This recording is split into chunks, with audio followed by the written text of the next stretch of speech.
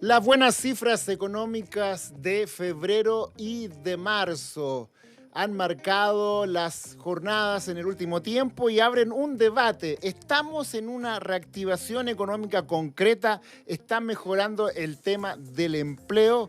Esa es la noticia económica de hoy y la vamos a explicar con peras y manzanas. ¿Cómo están ustedes?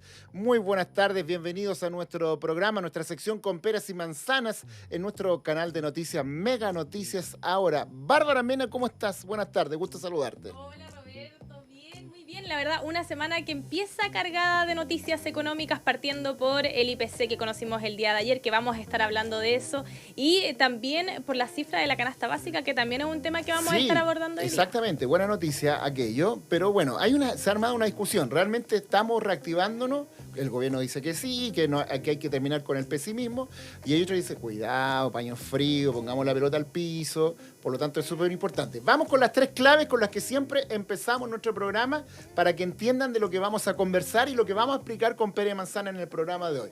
Ahí están, tres claves de la reactivación económica. Lo primero es que la economía mejoró harto en su desempeño en febrero, con un crecimiento de 4,5%, y tuvo un IPC menor al esperado en el mes de marzo. Barbarita, tú dices lo que viene. Sí, la segunda clave también importante es que el gobierno pidió terminar con el pesimismo económico. Es parte de lo que anunció ayer el ministro de Hacienda, también incluso el presidente Gabriel Boric. Hizo ese llamado también a los economistas que esperaban otra cifra para el IPC. Así es, varios analistas creen, eso sí, que todavía no se puede celebrar. Un dato, el viernes de la semana pasada hubo una reunión de gabinete y ahí se hizo una suerte de mea culpa de que el gobierno voy a ocupar un término del campo. No ha cacareado el huevo respecto de la cifra económica, sobre todo del IMASEC o crecimiento del mes de febrero. Bueno, para hablar de esto, para hablar de este tema, para ver si la economía está mejorando, está despegando, para ver qué está ocurriendo con el mercado laboral. ¿Va a haber más empleo este año si estoy sin pega? ¿Voy a tener más posibilidad de encontrar trabajo? De todo eso y más vamos a hablar con nuestra entrevistada del día de hoy, Victoria Paz, economista, directora del MBA de la Universidad Gabriela Mistral. Victoria, ¿cómo estás? Hola. Buenas tardes, gusto saludarte. Muy bien, ¿y ustedes? Te hemos entrevistado muchas veces para nuestras notas, pero por primera vez estamos contigo en vivo, en directo, así que muchas gracias por la gentileza de venir al programa. Feliz de estar acá. Bueno, Victoria, la primera pregunta. ¿Estamos frente a brotes verdes? ¿La economía chilena empieza a despegar así? ¿O puede ser lo de febrero una flor de un día y todavía hay que esperar? Mira, en términos generales, lo más probable es que empecemos a ver ciertas cifras ya positivas, porque efectivamente debería ser un año de reactivación. Quizá no tanto como febrero. Febrero fue muy bueno, con este 4,5%, claro. Fue muy bueno, pero se explica principalmente por la minería. ¿Ya? La minería, ¿qué es lo que pasa? La minería nunca para, ¿verdad? No tiene feriados, no tiene fines de semana. No tiene noche. Nada. Entonces, siempre está funcionando. Como febrero fue un mes bisiesto, ese día extra le afectó muchísimo a la minería, que en términos positivos, y sumó a este IMASEC mucho mayor. Ahora bien, sí fue bueno que todos los sectores crecieron, pero marzo, por el contrario, tiene 3 días menos. 3 días que se trabajaron menos, ¿verdad? Claro, 3 días hábiles menos. 3 días hábiles menos. Entonces, podemos esperar que si bien va a ser positivo, probablemente va a ser un poquito menor, no esa cifra tan buena. Ahora, más allá de los números del IMASEC, la pregunta es, ¿estamos empezando, este es un avión, la puntita del avión, ¿está empezando a moverse así o todavía estamos planos? Mira, yo creo que el gran tema es el siguiente. Nosotros tuvimos pandemia, ¿verdad? Igual que todo el mundo. Epa. Y ahí nos pasó un poco lo que le pasó a todos los países. Tuvimos una recesión que vino por después, cerrar toda la actividad económica. Se nos cerró toda la actividad económica. Es normal lo que nos pasó. No es nada del otro mundo, porque a todos los países les pasó. Y de hecho, Chile, yo creo personalmente que fue muy resiliente. O sea, de hecho, no tuvimos el estrépito que muchas veces se pensó, sino que tuvimos una caída fuerte y impactó a todos, pero igual que nos pasó en muchos otros países. Después tuvimos inflación, que también le dio a muchos países, porque todos tuvieron que inyectar dinero para ayudar a la población. Aunque aquí fue más, porque además de la inyección estuvo el tema de los retiros. Acá le echamos un poquito más de benzina a ese fuego. y nos hemos tenido que tomar esta medicina amarga en el fondo todo este tiempo, que es las tasas de interés altas, ¿verdad?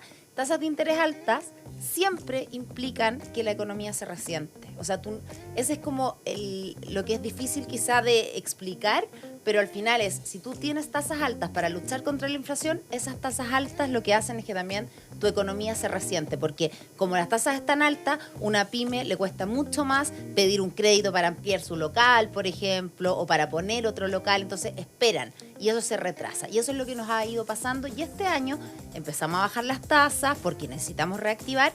Y yo te diría que sí, que va a ser un año de reactivación. De hecho, el mismo Banco Central dijo, probablemente este año vamos a tener entre 2 y 3%. O sea, mejoró un poquito su crecimiento, ¿ya? Lo que en general preocupa, más que pesimismo económico, yo diría que es realismo económico el que se está teniendo. Lo que realmente preocupa, o nos debería preocupar, es el mediano plazo, porque nosotros estamos en un circuito más o menos normal que están viendo todos los países. Tuvimos una caída, después tuvimos inflación, subimos las tasas, ahora las estamos bajando y estamos reactivando, ¿verdad? Está más o menos parecido al mundo. Pero lo que nos está pasando a nosotros como chilenos es que cuando ya estuviera todo bien, hubiéramos puesto la inflación en orden, estuviéramos con las tasas más o menos bien, nuestra proyección de crecimiento está en aproximadamente 2% para el 2025 y 2026, que eso es lo que proyectó el Banco Central. Entonces, ese yo te diría que es mucho más el problema que quizá este año o el año pasado, porque tú puedes tener una coyuntura, pero nosotros teniendo pero todo después bien, vamos a estar chatos. Sí. El fondo Bárbara Mena tiene una pregunta. chatos. Victoria, ¿y cuándo podemos ver, por ejemplo, mejoras en las cifras de empleo? Que eso también es parte de la preocupación de la mayoría de los trabajadores que están con la incertidumbre si van a mantener su puesto de trabajo o no. Se ha generado bastante preocupación, sobre todo también con las últimas cifras de desempleo de una tasa de desocupación de un 8,5%. ¿Cuándo podríamos ver mejoras en esas cifras? Mira, de hecho, la última cifra de desempleo ya se vio creación de empleos. O sea, hubo una cifra positiva en términos de creación de empleo. ¿Qué es lo que nos está pasando con el empleo? Claro, porque el número igual sigue ahí Sí. en 8,5. Sigue siendo alto. Está pegado con Está- neoprene en está súper 8,5 ahí. Cuesta bajarlo, claro. Llevamos 16 meses en el fondo de esta alza. Exacto. ¿Qué es lo que está pasando? Como solo para entender, porque igual aunque si tú estás desempleado te afecta independiente que lo entiendas, ¿verdad? Pero lo que está pasando es que durante la pandemia nuevamente mucha gente salió del mercado laboral, especialmente muchas mujeres, porque no teníamos, entre ellas me incluyo, con quién dejar a los niños o a personas que tengas que cuidar, personas mayores, personas con alguna discapacidad, etcétera. Entonces, esas personas están volviendo a ingresar, pero además, al mismo tiempo de que esas personas salieron, se destruyeron muchos puestos de trabajo. En esta recesión que tuvimos, muchas personas, no sé, un almacén, por ejemplo, tenía 2 trabajadores, le cortaron el horario, los toques de queda, etcétera, entonces se quedó con 1, ¿verdad? Claro. Y todavía esa persona del almacén quizás no abre ese segundo puesto que antes sí tenía, que antes sí empleaba, pero esa persona sí está buscando trabajo. Entonces lo que nos está pasando es un descalce. Por eso esta cifra se ha mantenido pegada, aunque se está generando empleo, porque la cantidad de gente que está volviendo al mercado laboral sigue siendo mayor que la cantidad de puestos que se han ido creando. Generando la economía. Entonces, en el fondo, independiente que sí estamos generando puestos de trabajo, no es que no se estén generando, pero las personas que están entrando son mayores. Entonces, quedan aproximadamente 190.000 empleos que recuperar. Y eso es lo que se quiere acelerar. Cuando tú aceleras la economía, también creas nuevos puestos de trabajo. Ahora, la pregunta que hace Bárbara, y Bárbara, mis periodistas económicas que hacen las notas, qué sé yo, para nuestros noticiarios, están mucho en la calle, en terreno. Y una de las cosas que más le dicen, ella me comentan, es que la gente no nota eso. Bárbara, cuéntanos tú eso. Claro, efectivamente, las personas no notan que se ha ido reactivando un poquito la economía. Todavía no lo notan en los precios, no lo notan a la hora de buscar un empleo, no lo notan en los salarios. Entonces, todavía sienten que el país está estancado económicamente. ¿Cómo le podemos explicar a esa gente que queda un proceso todavía porque ¿O cuándo se va a empezar a notar? ¿Cuándo eso recién se va a empezar a notar, por lo menos para las familias, para el trabajador? Ahora, o sea, en el fondo igual es entendible, porque tú cuando tienes un crecimiento tan bajito, el que estamos nosotros apostando, piensa que el 2023 finalmente terminamos en un 0,2%, o sea, nos salvamos raspando así. del negativo. Sí. ¿Tú en realidad no sientes que te haya ido bien ni que el país esté muy bien con ese número? Y tampoco lo vas a sentir probablemente con un 2%, por eso esa es la preocupación real. Porque Es además la muy diferencia poquito. entre... Porque se mínimo. hablaba de menos 0,2, finalmente no lo fue. Claro, y 0,2. La fotografía exacta fue 0,2. es así la diferencia. O sea, igual es una cifra, claro, salvamos de la reactivación, pero 2 décimas es una economía que estuvo plana. Claro, entonces por eso te digo, tampoco es que nosotros seguimos lo que yo te comentaba, con expectativas tan bajas al final de 2% y 2% no solo este año, sino que los años que vienen, efectivamente es difícil notar que hay una economía bullante, si eso no es una economía bullante, es una economía bien desde. Entonces, a menos que le pongamos mucho empeño como país en destrabar los proyectos de inversión que hay, en acelerar muchos proyectos de inversión que están estancados, efectivamente es muy difícil que las personas sientan eso. A propósito de eso, Maquita, vamos viendo una cuña que sacó hoy día, una aclaración que dio hoy día Rodrigo Vergara, expresidente del Banco Central. Estuvimos en la mañana reporteando un seminario de CLAPEUC. Habló Rosana Costa del tema de la presidenta del Banco Central, del tema del empleo. Ponte aquí estos audífonos para que la escuches. Para que la pueda escuchar. Vamos a poner esa aclaración de Rosana Costa que habla del tema del empleo. Ya habla de una situación súper compleja. La falta de empleabilidad arriba de los 50 años. Vamos con esa aclaración de Rosana Costa que dio hoy día.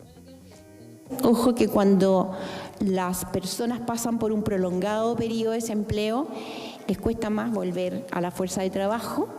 En la participación, muchos de ellos no vuelven a formar parte de la participación laboral y eso es más importante cuanto mayor es el tramo etario del que estamos hablando. Ahí están las declaraciones de Rosana Costa, presidenta del Banco Central. No escuché nada, me lo vas a tener que decir tú. Es que estaban ahí también las instrucciones.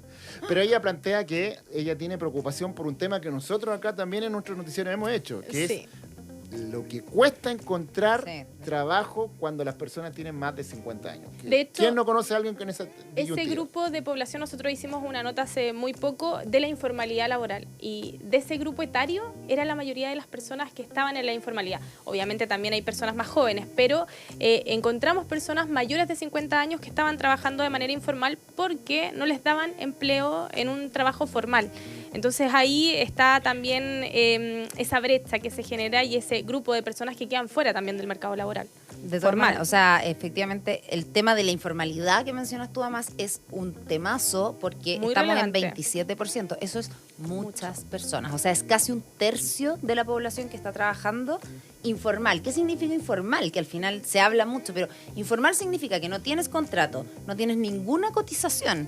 Si te echan, no, o sea, si te echan, aunque estés como en negro, que se llama, como que te pasan la plata, al final no tienes nada, no tienes mes de aviso, no tienes compensación, no tienes absolutamente nada. Estás muy, muy precarizado, estás en condiciones muy inestables.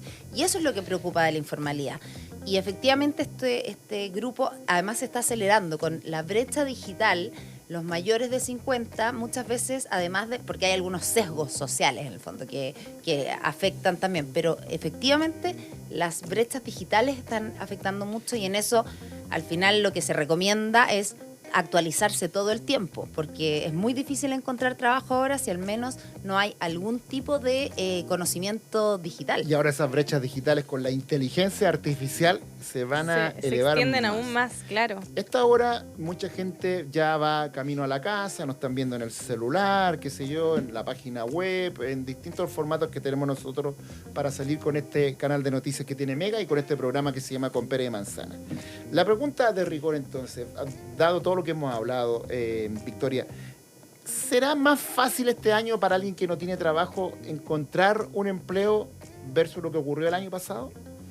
Mira, yo creo que nunca es fácil, siempre es un proceso difícil, me imagino, pero yo creo que es más probable, más que fácil. En el fondo, debería haber más empleo disponible porque se están creando empleos y se debería ir achicando esta brecha que existe entre las personas que están buscando y los trabajos que se van creando.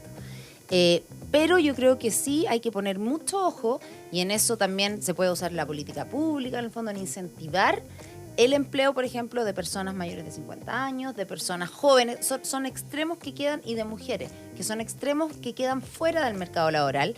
Y hay una deuda pendiente que se está haciendo, pero se tiene que acelerar del gobierno, de destrabar proyectos, porque la única manera de que haya empleos, por supuesto que es creando trabajos, o sea, facilitando inversión, facilitando, o sea, Ahora se ha hablado mucho, no sé si ya lo comentaron, este proyecto de tierras raras, que en el fondo se trabó por el naranjillo, que tú dices, todos tenemos conciencia, o espero, ya todos tenemos conciencia medioambiental, y no es que uno quiera arrasar. La planta de Google también. Pero en el fondo hay muchas inversiones que tú dices, son 2.000 trabajos.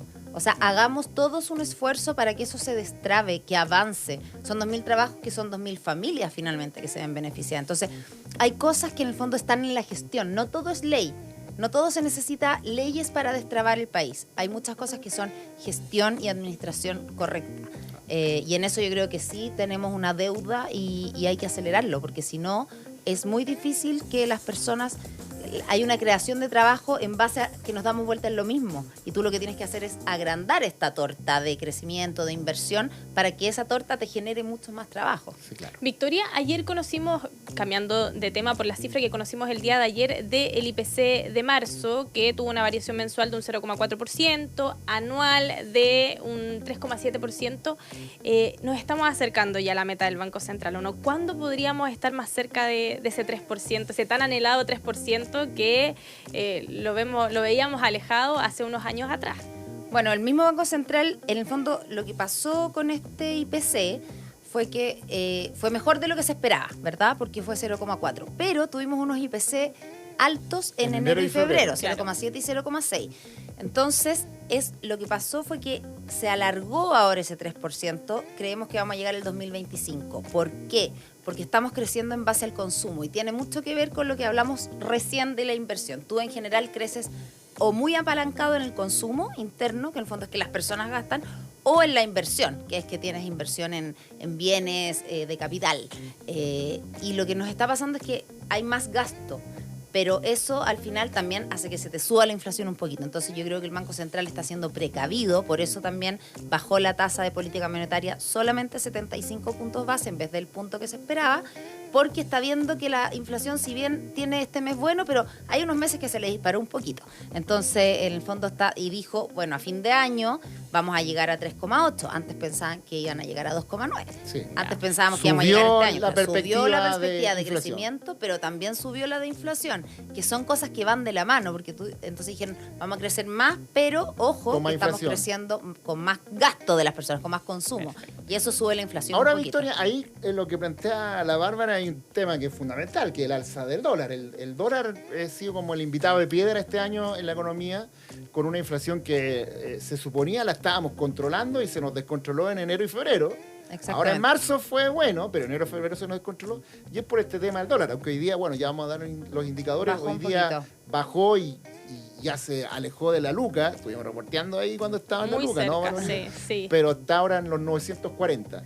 ¿Es el dólar puede ser un dolor de cabeza este año si sube mucho, si se acerca a los 1.000 pesos nuevamente, desde el punto de vista de la inflación? Porque para que la gente lo entienda, ¿por qué nos preocupa el dólar? Porque con el dólar sube la benzina, que este jueves va a subir nuevamente 30 pesos, sube las carnes, los pollos, el gas que ha subido una barbaridad. Entonces hay muchos precios muy sensibles para la gente que tiene que ver con el dólar, además, todo lo importado. Claro. Por ejemplo, en el IPC de marzo, para poner ejemplos bien concretos del dólar, lo que impulsó el IPC hacia arriba en este mes fue, por ejemplo, el gas licuado subió 6% y la benzina subió 3%. ¿Y por qué?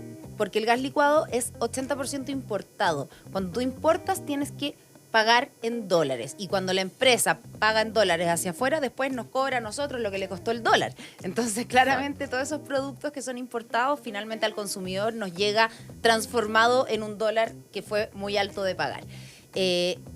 Mientras sigamos con esta, uno de los puntos que más afecta al dólar es la diferencia que tenemos con las tasas de Estados Unidos, que puede sonar diferencial de tasas. Expliquémoslo con pera y manzana para que la gente lo entienda, porque se habla de diferencial de tasas, pero ¿por qué ese diferencial de tasas, una tasa más barata en Chile, una tasa más cara en Estados Unidos, hace que el dólar suba? Mira, lo voy a explicar muy en simple. Con pera y manzana. Imagínate que tú me das 4% por darte mi plata y la Bárbara me da 2% por darle mi plata. ¿Para dónde voy a ir con la plata? ¿Dónde me voy? ¿Dónde estás tú? ¿Verdad? Entonces, eso es lo que pasa con las tasas de Estados Unidos. Muy buena explicación con pera y manzana. En el fondo, yo me llevo mi plata a donde me dan más interés. Claro. Es lo que está ocurriendo en Estados Unidos. Y gente me dice, ¿pero cómo? Si nosotros en Chile tenemos 6,5 y ellos tienen 5,25.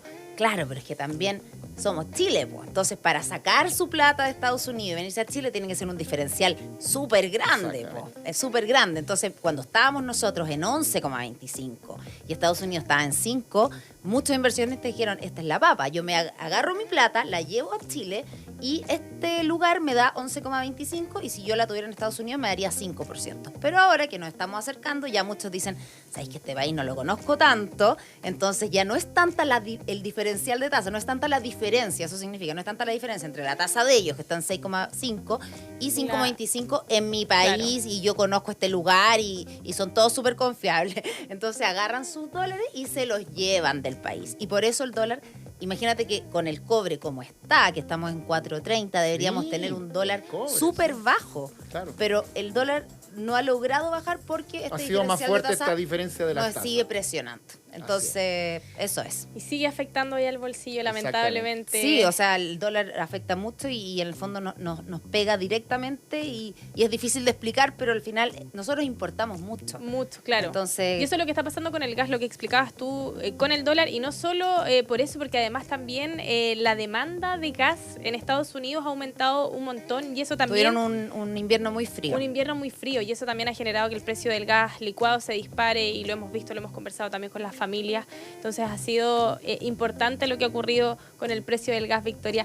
Muchas gracias, Victoria, por acompañarnos hoy día, por comentar todo lo que está ocurriendo con el IPC, el IMASEC, todas las noticias económicas que han estado marcando la semana y el mes de abril también, que ha sido bastante muy noticioso. Intenso, muy noticioso. Victoria, bueno, e invitarte a ti y a toda la gente del mundo económico. Tú haces clases en la Universidad Gabriela Mistral, que vean nuestro canal. Nosotros además estamos los martes y jueves con este espacio económico de conversación económica, didáctica, entretenida, para que la gente entienda los procesos. Nosotros hemos tratado de llevar esto a nuestras noticias y ahora buenísimo. a un programa. Tratar de explicarlo en simple, una además. conversación. Excelente, sí. Queremos hacer educación financiera, así que te vamos a volver a molestar siempre para feliz. venir para acá, para explicar. Lo haces muy bien además, por eso quisimos que vinieras acá, y por lo tanto esa es nuestra bandera, explicar las cosas, que la gente entienda, que pueda tomar buenas decisiones. Así que muchas gracias, Victoria Paz, por venir a nuestro programa. Gracias. Que estés muy bien. Muchas gracias, Victoria, que estés muy bien. Y ojo, que nos gusta entrevistar mujeres económicas en el mundo de la economía. Es importante tener ahí... Sí, además. Sí. Buenísimo, sí, hay que tomarse el espacio. Eso, muy bien. Que esté muy bien, Victoria. Gracias. Gracias, Victoria. Bueno, Barbarita, esta semana muchas noticias súper importantes. Una de ellas tiene que ver con la canasta de alimentos que estuviste reporteando hoy día, ¿no? Sí, la canasta básica de alimentos bajó de precio. Es una buena noticia, sí, es una buena noticia para el bolsillo. Bajó un 1,8%, quedando en 67.254 pesos. La disminución sí es cercana de 1.221 pesos, es lo que ha bajado la canasta básica de alimentos. Es un dato relevante. Nosotros hoy día, Roberto, estuvimos incluso recorriendo algunos supermercados para hablar de los distintos precios de los alimentos, pero ojo, porque este informe se va a dar a conocer el 15 de abril, este informe desarrollado también por el Ministerio de Desarrollo Social. Roberto, es parte de lo que hemos estado reporteando el día de hoy y que vamos a estar ahí informando también en Mega Noticias Es una noticia muy Prime. importante que tiene que ver con los precios. Maquita, pongamos imágenes de las viviendas porque ahora vamos a entrar a un tema muy relevante. Desplieguemelo nomás acá a pantalla completa, porque este tema para mí es una alerta roja. Y es un tema que hemos estado hablando, pero ya gigante. mucho tiempo, el tema de las viviendas, del arriendo, esta crisis habitacional. O sea, la verdad es que ha sido un temazo que vamos a estar comentando hoy día. ¿Viste el fin de semana la entrevista a Evelyn Matei que dimos en nuestro noticiario? Sí, la vi. Ahí con... ¿Viste que dijo que su mayor preocupación después del tema de seguridad es la crisis de la vivienda? Sí. Y ella plantea una cosa que es bien interesante, que no es la primera vez que yo lo escucho. Evelyn Matei, que ahora ya es una precandidata presidencial, ¿no? Ella plantea que ella ve tan preocupante esta crisis de la vivienda, o más bien una crisis de acceso a la vivienda en Chile, que ella cree que ahí puede haber la posibilidad de un nuevo estallido social por los problemas que están teniendo los chilenos para acceder a la vivienda. Por lo tanto, es un tema muy relevante que nosotros en nuestro programa Pere Manzana vamos a seguir, vamos a hablar con todos los expertos y hoy día lo vamos a desarrollar. Tenemos un entrevistado, pero espectacular. Felipe Sofia, miembro de la Asociación de Oficinas de Arquitectos. ¿Cómo estás, Felipe? Buenas tardes, Hola, un gusto Roberto, saludarte. Muchas gracias. ¿Qué tal? Hola, ¿qué tal? Felipe, Muchas ¿cómo gracias. estás? Gracias por la invitación. Bueno, Felipe, además de ser miembro de la Asociación de Oficinas de Arquitectos, es arquitecto de la Universidad de Chile, socio de la oficina Badía y Sofia Arquitectos y, por supuesto, la asociación esta quiere tener una voz en esta discusión y a mí me parece súper importante que los arquitectos, que las inmobiliarias, que todas las personas entremos en esta discusión porque esto está color rojo. Yo insisto, esta crisis de la vivienda está color rojo. No sé si coincide conmigo con eso. Totalmente. De hecho, en la asociación estamos muy... Acércate un poquito al micrófono. Perdón, en Ahí la sí, asociación perfecto. estamos muy preocupados por el tema y bueno, y nosotros como asociación contarles un poco, nuestra misión es fortalecer y promover el valor de la arquitectura y el urbanismo en nuestra sociedad. ¿Con qué fin? Básicamente con generar mejores ciudades y mejorar el entorno y con eso lograr una mejor calidad de vida de todos los chilenos. Claro, y ahí la arquitectura juega un rol fundamental, porque los arquitectos son los que diseñan los espacios, las viviendas, para que sean más cómodas. Pueden ahí ver también que los espacios sean mejores para las personas. Pero aquí entramos en una cosa, un problema que va aguas más arriba. ¿Dónde? Y yo quiero partir con eso para que la gente entienda. ¿Dónde? ¿Cuándo? ¿Cómo? ¿Qué genera esta crisis de acceso a la vivienda que estamos viendo en Chile en este abril de 2024? Bueno, yo creo que como todas las crisis de toda índole, es multifactorial la causa, digamos. Básicamente, por un lado, hemos tenido una legislación no muy robusta o que no ha dado el ancho para los problemas que se han generado de aumento en la migración, el crecimiento económico que ha tenido, el desarrollo económico que ha tenido nuestro país y por lo tanto los planes reguladores, la normativa vigente quizás no ha logrado satisfacer esta problemática. Por un lado eso, por otro lado yo creo que la tormenta perfecta vino con la pandemia, ¿cierto? Con el COVID y que encareció los materiales, encareció por ende la vivienda, los planes reguladores cada vez más restrictivos, por ende el valor del suelo aumenta, eso significa que aumenta también el precio de la vivienda. Las restricciones también de la banca que fueron bastante relevantes también, las tasas hipotecarias que estaban muy elevadas. Ahora la tasa hipotecaria estaba viendo, la última semana de marzo se ubicó en promedio en un 4,91%, o sea, son tasas elevadísimas.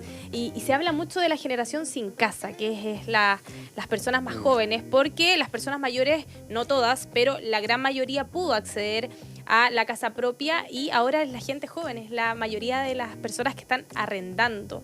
¿Se viene una generación sin casa como ya se habla, se comenta? No sé si vamos a llegar a tanto así, a una generación sin casa. No me gustaría... Ojalá no lleguemos es a eso. Pero es fuerte decirlo. Lo que sí hay una tendencia a nivel mundial de que la vivienda propia ha ido bajando en proporción a la vivienda privada. Y también hay un tema generacional ahí de que quizás la necesidad de tener una propiedad quizás para la gente más joven ya no es lo que era para nosotros, digamos. Claro, hay otras prioridades. Hay otras prioridades. Pero sí estamos en una crisis brutal con casi 120.000 familias viviendo en campamentos. Se habla entre 650.000, déficit de 650.000 viviendas, hasta algunos hablan de más de 1 millón de viviendas, que eso incluyendo las viviendas que quizás no están en tan buen estado o que no cumplen con los estándares mínimos para tener una buena calidad de vida. Sí, bueno, salió un estudio también de ustedes como asociación que habla de que además las viviendas de menos de 2.000 unidades de fomento prácticamente han desaparecido. Estamos hablando de 70 y tantos millones de pesos. Y esto tiene que ver porque los costos de los terrenos, los costos de mano de obra hacen que ya es prácticamente imposible construir algo que valga menos de 2.000 UF. Por lo tanto, es difícil que alguien pueda vender. Las hay, sí, pero ya cada vez son menos. Eso yo lo encuentro brutal, porque hay aquí en Chile un público que busca esa vivienda que va a quedar fuera, partiendo por los subsidios. Claro. Los subsidios van a tener que elevar el nivel porque ya la línea de las 2.000 UF está desapareciendo. así es. Efectivamente, hoy en día es casi imposible encontrar una vivienda para un núcleo familiar que no sean 2 personas, digamos, para un grupo de más de 2 personas. Por ese precio es casi imposible encontrarlo, por lo menos en las grandes ciudades. Yo comparto contigo, Roberto, de que probablemente vamos a tener que pensar en subsidios, aumentar el tope del subsidio. Entiendo que algo se está trabajando en eso en el Ministerio y también, de otra manera, también flexibilizar la banca, tratar de volver a lo que era hace varios años atrás, con créditos, préstamos a más largo plazo, con menores, bajar un poco quizás la cuota inicial del pie, quizás tratar de volver al... Ahí está. Permíteme ahí hacer una distinción, porque ahí hay un elemento político. Gran parte de la culpa de que la banca sea más celosa en pedir menos tiempo, más pie y que las tasas estén más altas tiene que ver con los retiros del 10%. Digámoslo claramente. Lo dijimos en todos los espacios de Mega con Pere y Manzana. Esto va a generar muchos problemas que tienen que ver con menor pensiones, más inflación, pero va a generar también problemas macroeconómicos. Uno de ellos es este. Los retiros del 10% golpearon, remecieron, aturdieron al mercado inmobiliario. Totalmente. Entonces, si se saca la plata de ese fondito que era para los créditos hipotecarios, los bancos ya no dieron más crédito a 30 años ni a 25, con suerte 20 años. Pidieron más pie debido a esta situación. Con la mayor inflación se disparó la UEF. Por lo tanto, todo eso hizo que se requiriera tener más pie, más sueldo, y por lo tanto está quedando un montón de gente fuera. Entonces también hay un problema generado por nosotros mismos. Ni siquiera es una crisis de afuera, por la política, por la irresponsabilidad, claro. Digámoslo. Totalmente de acuerdo. Y bueno, y esperar ahora y con las buenas noticias que hemos tenido económicas estas últimas semanas, ¿cierto? Con la baja de la inflación y el crecimiento económico. Estamos expectantes a ver qué anuncia la próxima semana. Entiendo que sí, dijeron que iban a anunciar. Queríamos abordar eso, Felipe. Quiero dar un número. Barbarita, atención. Mire, hay 113.000 viviendas. 113.000 viviendas sin vender. Eso es un tapón. Viviendas nuevas que no se han podido vender por todas estas condiciones que hemos explicado, que dice la Bárbara. Bueno, la alza del UEF, la tasa de que los créditos hipotecarios muy alta, se exige más sueldo, los tiempos son más cortos, qué sé yo. Entonces, el gobierno está preparando un paquete de medidas para destapar ese corcho. Un paquete que viene en camino porque se ha demorado. Lo estuvimos reporteando. La semana pasada nos dijeron esta semana. Estamos ahí atentos. Ya estamos a martes y hoy día estuve sondeando y nos dicen, y hoy día habló el ministro de Hacienda y dijo la próxima semana. La próxima semana. Así es. Ya. Felipe, Sofía, ¿qué, a juicio de ustedes los arquitectos, qué debiera tener ese paquete de medidas para destrabar y se puedan vender estas 113.000 viviendas que están ahí, que están nuevas, pero que necesitamos que se vendan? Porque además no solo para dar una solución a la gente que necesita casa, sino que además porque la construcción está frenada, porque no venden sus cosas. Si yo no vendo, no voy a iniciar otro edificio. Si no inicio otro edificio, no contrato obrero y hay todo un problema. Bueno, volviendo sobre lo mismo, yo creo que por lo que yo esperaría es que haya una flexibilidad en, primero, un subsidio, aumentar el monto del subsidio. Ojalá pudiéramos llegar, no sé, me imagino que alrededor de unas 3.000 UF. Entiendo que algo se está estudiando en ese camino.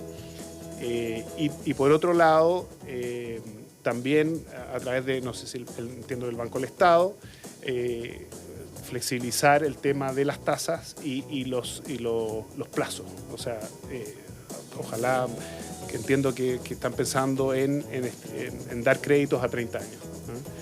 Eso yo creo que sería una tremenda ayuda y destrabaría bastante. Y estoy anotando aquí, ¿eh? Y empezaría a mover, anote, Barbarita, porque sí. Usted le va a tocar reportear. Nos va a tocar cobrar la palabra. Nos va a tocar reportear todo eso Ya, de esta subsidio medida que importante. suba a la línea 3.000 UF, anote, Barbarita, y Banco Estado, que siempre el Banco Estado cuando mueve mucho la aguja, porque todos los demás lo siguen, entonces podría tener crédito hipotecario a 30 años y por ahí también baja la tasa de interés. Bajar la tasa de interés. Sí. También está la garantía estatal, que todavía está ahí. presente que esa garantía también estatal ha permitido que más personas puedan acceder a la vivienda con este 10% de pie y no el 20% de pie que están exigiendo los bancos, que ese 20% ya casi es imposible para personas más jóvenes poder acceder y más aún, o sea, es el 20% del pie. Las viviendas, que uno ya no encuentra una vivienda 2000 UF, la banca que pide sueldos muy altos, rentas muy elevadas, ahí uno tiene que entrar a complementar renta con el papá, con la pareja.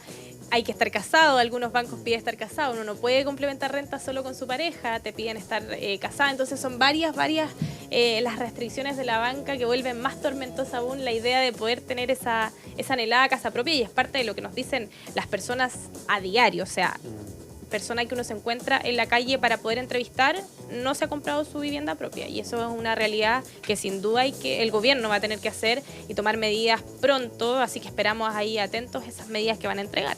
Ojalá sí, sea luego, porque la verdad que nuestra industria está muy golpeada y esto está generando cada vez un déficit. Es bien paradójico porque tenemos un déficit brutal y por otro lado no se vende. Entonces la verdad que es la manera, creo yo, de destrabar la rueda y que la cosa empiece a... Es súper paradójico. Yo además aquí agregaría, insisto, en que esto puede generar un problema sistémico, más allá de el tema de acceso a la vivienda de las personas, es desde el punto de vista de la construcción, que está en una crisis tremenda. Claro. Hay varias constructoras que han quebrado, principalmente chicas y medianas. Hay unas grandes que están ahí complicadas. Besalco, que es probablemente la constructora más grande de Chile. No, es Socobesa. Socobesa, muy bien. Socobesa, que es una de las constructoras más grandes de Chile, anunció en los últimos días una reorganización, Así qué es. sé yo.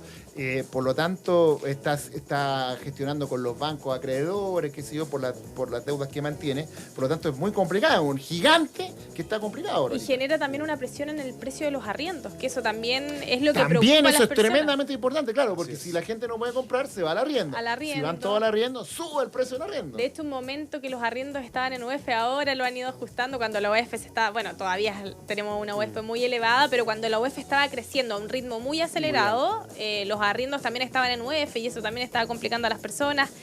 Felipe, yo te quería hacer una consulta porque la Cámara Chilena de la Construcción ha solicitado en varias ocasiones al gobierno que una de sus medidas sea eliminar el IVA de las viviendas nuevas.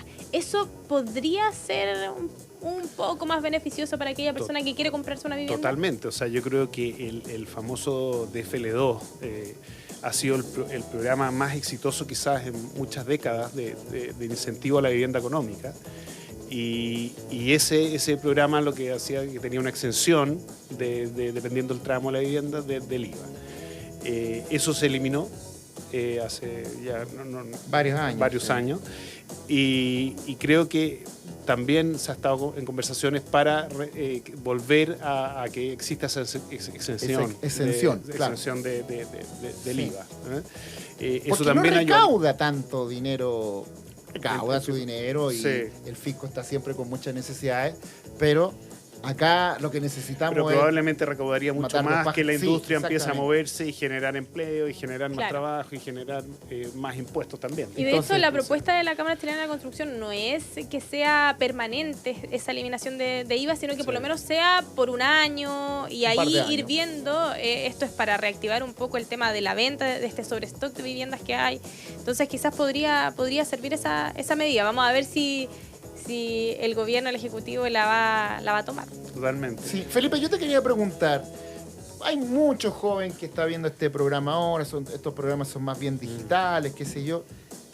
¿Qué se le puede decir a un joven, 25, 26 años, ya lleva 4 o 5 años trabajando, pero el sueldo no le da, tampoco ha podido arrendar, quizás vive con los padres y quiere comprarse una vivienda? Va a tener que aguantarse mucho tiempo, que ahorre, por dónde puede ir, buscar subsidios del Estado.